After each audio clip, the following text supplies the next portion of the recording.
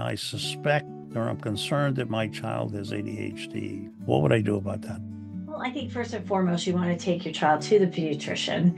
And is this behavior outside of what is normal for a child his or her age? And if so, maybe that does warrant a more thorough evaluation by a psychologist or neuropsychologist who specializes in ADHD. Some of the symptoms that you might see for ADHD fall under the realm of three major categories: attention problems, hyperactivity, and impulsivity. So let's talk about attention problems. Attention problems tend to look like maybe they're not paying attention to you as you're talking to them, or it might come out in school. They might have difficulty getting started on tasks, or finishing tasks. So these are things that sometimes jokingly referred to as like, oh my God, squirrel. So that would be an attention problem. Hyperactivity is another area that you might see, although not every child with ADHD has hyperactivity as well as impulsivity, and we'll talk about that in a minute. But hyperactivity would show up as like just constantly on the go, not being able to slow down, difficulty with calming them down after something exciting has happened, or just seeming like they're the Energizer Bunny. They just go, go, go. Impulsivity can be seen in a lot of areas.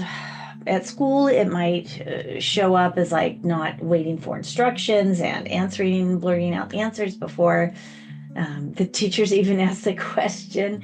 It might also show up in their social interactions. So they might even be aggressive at times with children because they might be upset about something, and without thinking, they might, lash out at others. So this also affects social functioning. So that's why a good evaluation is helpful, because there might be some other things that can be causing these difficulties. So you want to make sure that you are going to a qualified psychologist or neuropsychologist who is able to tease out these issues. And the evaluation should cover a couple of areas. One is just getting information from parents and from teachers through rating scales or questionnaires. That's one very important aspect. The other aspect is formal testing that typically includes intelligence testing, what we call cognitive testing, testing of memory, testing of attention and executive functions, those kinds of things. So we want to get some actual objective data there. Another thing you could do, so let's say you've done the evaluation and they were in fact diagnosed or are diagnosed with ADHD, you would probably want to join a support group. And there's several out there. One very good one is called CHAD.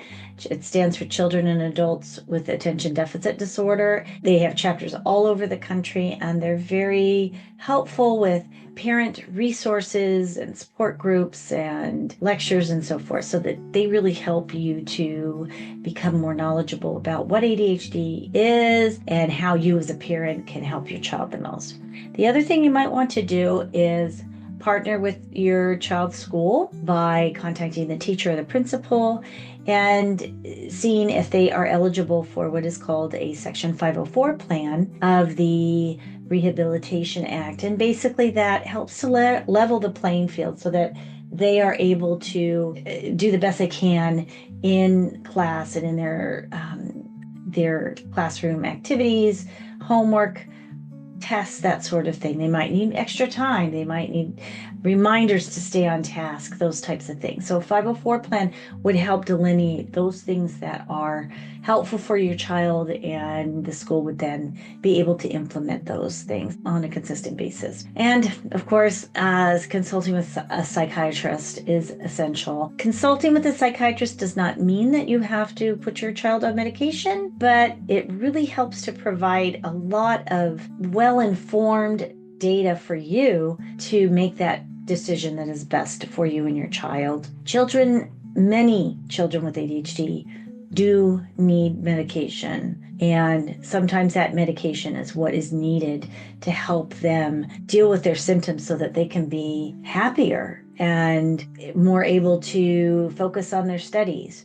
Children with attention deficit disorder and hyperactivity disorder are at risk for things such as anxiety and depression, because over time, if something is left untreated, then you now have a secondary issue that has to be dealt with. So consulting with the psychiatrist, I think, is crucial. Whether or not you go through the trial of medication or not, you at least have established a relationship with somebody so that if and when the time comes that you do need to consider medication, you have somebody.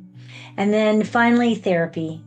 Usually a psychologist or a mental health therapist who specializes in children with ADHD, who is able to help you as a parent know what you could do at home to help them be the best they can be, and also to help the child understand what's going on with them and giving them coping strategies and ways to handle their impulsivity or inattentiveness, or there's ways that they can solidify some of their strengths and bolster their strengths and help to remediate some of those weaknesses that might be affecting their everyday functioning.